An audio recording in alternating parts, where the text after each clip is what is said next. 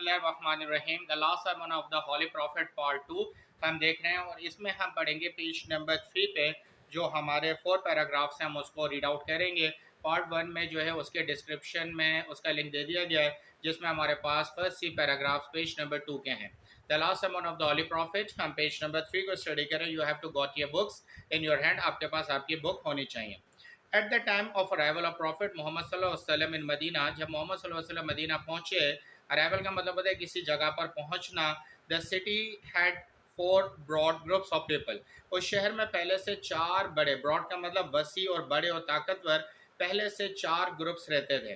There were the Muslim، ان میں جو سب سے پہلا تھا وہ مسلمان تھے، including those who were from Medina and those who had migrated from Makkah۔ پہلا گروپ مسلمانوں کا تھا، اس میں وہ لوگ تھے جو مدینہ میں تھے پہلے سے، اور جو مکہ سے نبی پاک صلی اللہ علیہ وسلم کے ساتھ آئے تھے، کیونکہ میں نے آپ کو بتایا نبی صلی اللہ علیہ وسلم نے یثرب سے تھوڑا باہر، مدینہ سے تھوڑا باہر جو ہے آپ نے قباء کی جگہ پہ اسٹے کیا، اور وہاں پہ بہت سارے لوگ مسلمان ہوئے، تو یہ بھی مدینہ کے بھی مسلمان تھے، اور آپ کے ساتھ مکہ سے آنے والے مسلمان بھی تھے۔ یہ ان کا پہلا گروپ جو تھا وہ مسلمس گروپ تھا، یعنی مسلمانوں کا گروپ تھا۔ Then there was the hypocrites، اس کے بعد جو دوسرا گروپ تھا وہ منافقین کا تھا۔ hypocrites منافقین، یہ ہوتے کون ہیں؟ That is those who embraced Islam in name only۔ embrace مطلب گلے لگانا یا پہن لینا یا اوڑھ لینا، اپنے سے چپکا لینا، یعنی انہوں نے، منافقین نے صرف اسلام کو نام کی حد تک لیا ہوا تھا۔ اس کو آپ یوں سمجھ لیں جیسے بریف کیس کے اوپر ٹیگ لگا ہوا ہوتا ہے، کہ صرف ٹیگ لگا ہوا تھا کہ ہم مسلمان ہیں، لیکن اندر سے بریف کیس کے اندر جو جتنا بھی سامان تھا وہ خالی تھا، یعنی کہ ان کے دل ایمان سے خالی تھے، ان کے دل اللہ کی وحدانیت سے خالی تھے، ان کے دل قرآن کی سچائی کو ماننے سے خالی تھے، ان کے دل تمام نبیوں کی پر ایمان لانے سے خالی تھے۔ یہ صرف اور صرف اپنے آبا و اجداد اور اپنے ہی بتوں کی پوجا کرنے کے قائل تھے، تو اس لیے ان کو منافق کہا گیا کہ جب دل خالی ہوتے ہیں، ہم آج بھی دیکھ سکتے ہیں وہ شخص منافق ہوتا ہے جس کا دل ایمان سے خالی ہوتا ہے، بظاہر وہ مسلمان دکھ رہا ہوتا ہے اور اس کی ایکٹیویٹیز بھی مسلمانوں ہی جیسی ہوتی ہیں۔ تو دوسرا جو بڑا گروپ تھا وہ ہیپوکریٹس یعنی کہ منافقین کی تھا۔ But actually were against it, یہ صحیح معنوں میں اسلام کے مخالف تھے۔ Additionally there were the people from Aws and Khazraj who will still pagans، اب کچھ اوس، قبیلہ اوس اور قبیلہ خزرج کے بھی لوگ تھے جو کہ ابھی تک پیگنس تھے، یعنی کہ کافر تھے، انہوں نے کفر کیا تھا۔ کفر کا مطلب انکار کرنا، انہوں نے اللہ کی وحدانیت اور نبی صلی اللہ علیہ وسلم کے آخری نبی ہونے پر ابھی تک یہ انکاری تھے، تو یہ کافر تھے۔ تو یہ بظاہر نہ تو مسلمان دکھتے تھے، یہ بالکل سیدھا سادہ اسٹریٹ فارورڈ اپنے عقیدے میں پکے تھے کہ وہ نبی اور اللہ پر ایمان نہیں لاتے، تو یہ پیگنس مطلب کافر تھے۔ بٹ لائکلی ٹو ایکسیپٹ اسلام، لیکن ان کا رجحان اسلام کی طرف زیادہ تھا۔ اس کی وجہ کیا ہوتی ہے کہ یہ روشنی سے دور تھے۔ اسلام دیکھیں نور کا نام ہے، نور کا مطلب ہے روشنی، اور روشنی میں چیز واضح ہو جاتی ہے۔ اگر ہمیں ڈارک روم میں لائٹ جلا دے تو ہمیں کمرے کی ہر چیز دکھائی دیتی ہے۔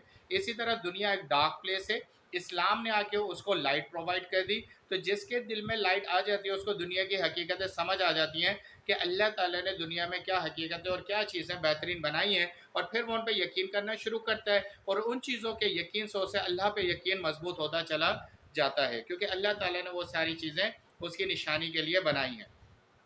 تو تیسرا گروپ جو تھا وہ پیگنس کا تھا۔ پہلا مسلمز ہو گئے، دوسرا ہیپوکریٹس ہو گئے، اور تیسرا پیگنس ہو گئے۔ Finally there were the Jewish, اور پھر جو چوتھا گروپ تھا وہ جوئش تھا، یعنی جوس کا مطلب یہ یہودی تھے۔ who were huge in number and formed an important community there، جو وہاں پر ان چاروں گروپ میں سب سے زیادہ نمبر میں تھے، اور ایک سب سے اہم کمیونٹی انہوں نے بنائی ہوئی تھی جوئش یعنی کہ یہودی لوگوں نے۔ تو یہ 4 گروپ ہو گئے، پہلا مسلم، دوسرا ہیپوکریٹس، تیسرا پیگنس، اور چوتھے جوئش۔ یہ 4 بڑے قبیلے وہاں پہ موجود تھے۔ Paragraph number 2 on page number 3۔ In order to ensure that all these people live peacefully with each other, Prophet Muhammad صلی اللہ علیہ وسلم invited the leading personalities of all the communities to discuss this matter۔ اب آپ نے نبی مہربان صلی اللہ علیہ وسلم یہ چاہا کہ ہم مل کر رہیں، ایک ہارمونی کے ساتھ رہیں، دشمنی نہ رہے۔ آپ نے ان چاروں گروپ کے سرداروں کو بلایا کہ آؤ ہم ایک ایسے میٹر پہ ڈسکس کرتے ہیں جس کے اندر سے ہم ایک اتحاد کی بات نکالیں گے۔ He wanted the different groups to reach a formal agreement for harmony among the communities and for the security of the city of Medina۔ انہوں نے چاہا، یعنی اللہ کے نبی یہ چاہتے تھے کہ ہم تمام لوگ متفق ہو جائیں ہارمونی کے اوپر۔ ہارمونی مطلب ہم آہنگی، ایک دوسرے سے انڈرسٹینڈنگ، میوچول انڈرسٹینڈنگ، یعنی 2 افراد یا 4 افراد ایک بات پہ راضی ہو جائیں، اس کو ہم کہتے ہیں ہارمونی، اور پھر وہ اس بات پر اتفاق اور محبت سے رہیں۔ ان کمیونٹیز کے درمیان. اس سے فائدہ کیا ہوگا کہ سیکیورٹی آف مدینہ بھی بڑھے گی. جب اندر کے لوگ متحد ہوں گے تو باہر سے کوئی بھی قبیلہ ان کے اوپر حملہ نہیں کر پائے گا اور نہ ہی اندر کی کوئی بات باہر پہنچ پائے گی. He succeeded in drawing up the constitution of Medina. بڑی امپورٹنٹ لائن ہے, آپ دیکھیے پیراگراف نمبر 2 میں لائن نمبر 5 ہے. He succeeded drawing up کا مطلب کھینچ لانا. نبی محمد صلی اللہ علیہ وسلم کامیابی کے ساتھ ان کو اس بات پر لے آئے کیونکہ he was a best presenter, he was a best debater, he was a quality man. وہ ایک بہترین انسان تھے اور ان کی گفتگو کا انداز دلوں پہ اثر کرتا تھا. تو انہوں نے ان کو قریب لے آئے, اس بات پہ راضی کر لیا. کانسٹیٹیوشن آف مدینہ, انہوں نے مدینہ کا آئین بنا لیا. دیکھیں آئین کیا ہوتا ہے؟ آئین کہتے ہیں اس قانون کو جس کے مطابق چور کو سزا دی جائے گی, جس کے مطابق صحیح کرنے والے کو ریوارڈز ملیں گے, جو ٹیکس کا سسٹم بنے گا, جو نظام بنے گا کہ کس کو پریزیڈنٹ اور وائس پریزیڈنٹ ہونا چاہیے, فوج کتنی ہونی چاہیے, کتنا معاوضہ ہونا چاہیے, یہ سارا کا سارا کانسٹیٹیوشن آئین کہلاتا ہے. تو آپ نے چاروں کو متفق کرا کے کانسٹیٹیوشن آف مدینہ بنا لیا. Also known as the charter of Medina, اس کو ہم چارٹر آف مدینہ بھی کہتے ہیں. اب چارٹر آف مدینہ کیا ہے؟ کانسٹیٹیوشن میں نے آپ کو بتا دیا آئین, اور اب چارٹر کیا ہوتا ہے؟ اس کا مطلب یہ ہوتا ہے کہ تجارت کے اصول کیا ہوں گے, مسافروں کے اصول کیا ہوں گے, لوگوں سے کس طرح ڈیل کیا جائے گا, ایجوکیشن کا میٹر کیا ہوگا, خوراک کو لانے لے جانے کے ایشوز کیا ہوں گے, کس طرح ڈیویژن ہوگی, یہ سارا چارٹر آف مدینہ میں. پہلے آئین بھی بنا لیے گئے اور اس کے بعد اس کو آرگنائز کرنے والی جتنی بھی چیزیں ہیں, ڈپارٹمنٹس ہیں, انسٹیٹیوشنس ہیں, ان کو بھی آرگنائز کیا, تو چارٹر آف مدینہ بھی بن گیا. through which a kind of understanding was developed among all the communities living in Medina. اس سے ان چاروں کے درمیان بہترین قسم کی جو ڈیولپمنٹ ہوئی اور ایک دوسرے کے وہ لوگ قریب آ گئے. It mentioned the rights and duties of the Muslim and the Jewish of Medina. اس کے اندر یہ بات بتا دی گئی کہ مسلمانوں کے کیا رائٹس ہیں اور یہودیوں کے کیا رائٹس ہیں اور کیا ذمہ داریاں ہیں. دیکھیں رائٹس تو آج کل شاید سب کو پتہ ہے کہ میرے کیا حقوق ہیں, لیکن ذمہ داریاں شاید ہمیں نہیں پتہ کہ ہم نے کیا ادا کرنی ہے. اگر آپ کو اپنے حقوق کا پتہ ہے, ایک باپ کو اگر یہ پتہ ہے میری اولاد میری فرما برداری کرے, تو اس کو اس کی اپنی ذمہ داریوں کا بھی پتہ ہونا چاہیے کہ وہ اپنی اولاد کو زندگی کی ساری سہولتیں جس حد تک بھی ہو سکے جائز طریقوں سے کما کے پورا کر کے دکھائے. اسی طرح ماں کا بھی حق ہے, اسی طرح اولاد کا بھی, اسی طرح رشتہ داروں کا اور پڑوسیوں کا بھی ہے. تو یہاں پہ رائٹس اینڈ ڈیوٹیز دونوں بتا دی گئیں. Give freedom of religion and prohibited any alliance with the out side enemies. اور اس سے مذہب کو آزادی ملی, یعنی تمام چاروں فرقے خاص طور پہ جوئش اور مسلم بڑے تھے, ان کو آزادی ملی اپنی مرضی مطابق زندگی جئیں, لیکن ایک پابندی لگائی گئی, پروہیبٹڈ, روک دیا گیا. پروہیبٹڈ کا مطلب ہوتا ہے روک دینا, پابندی لگانا کہ باہر سے کسی دشمن کا یہ ساتھ نہیں دیں گے اور آپس میں ہم چاروں مل کے رہیں گے اور دشمن کا مقابلہ کرنے میں ایک ساتھ ہوں گے. It also declared that any dispute would be referred to Prophet Muhammad صلی اللہ علیہ وسلم for settlement. اور یہ بات کہہ دی گئی کہ تمام اگر کوئی مسئلہ سامنے آئے گا تو وہ محمد صلی اللہ علیہ وسلم کے سامنے پیش ہوگا, اور وہ جو اس کا حل نکالیں گے وہ سب کو ایکسیپٹ کرنا پڑے گا کیونکہ وہ رائٹ مین ہیں, وہ ٹروتھ مین ہیں, ان کی بات ایکسیپٹیبل ہے. In later years he unified the different Arab tribes under Islam. اور آنے والے چند ہی سالوں میں دیکھا گیا بہت سارے عرب کے دیگر جو قبائل ہیں وہ اسلام کے اندر داخل ہونا شروع ہو گئے. Carried out social and religious reforms. یہ پھر نبی صلی اللہ علیہ وسلم نے جو ہے بہت تیزی سے معاشرتی اور مذہبی ریفارمز کی, یعنی کہ مذہب کے اندر جو بگاڑ آ چکا تھا اسلام کے ذریعے اس کو صحیح کیا, اور سوسائٹی میں جو ناانصافیاں ہو رہی تھیں ان کو بھی صحیح کیا. غریب کو اس کا حق دلایا, مزدور کو مزدوری دلائی, اور امیر جو تھے ان سے ٹیکس لیا گیا, زکوٰۃ لی گئی اور زکوٰۃ لے کے غریبوں میں تقسیم کی گئی. یہ وہ پورا سسٹم تھا جسے ہم ریفارمز کہتے ہیں, جو کہ اسلام کے آنے سے پہلے بگڑا ہوا تھا. اللہ کے نبی نے اس کو سدھار دیا اور صحیح کر دیا. اینڈ ایڈمنسٹریٹو ڈیولپمنٹس, آپ نے ادارے بنائے, یعنی کہ آپ نے ڈفرینٹ ادارے بنائے جو ڈفرینٹ ذمہ داریوں کو پورا کرتے تھے.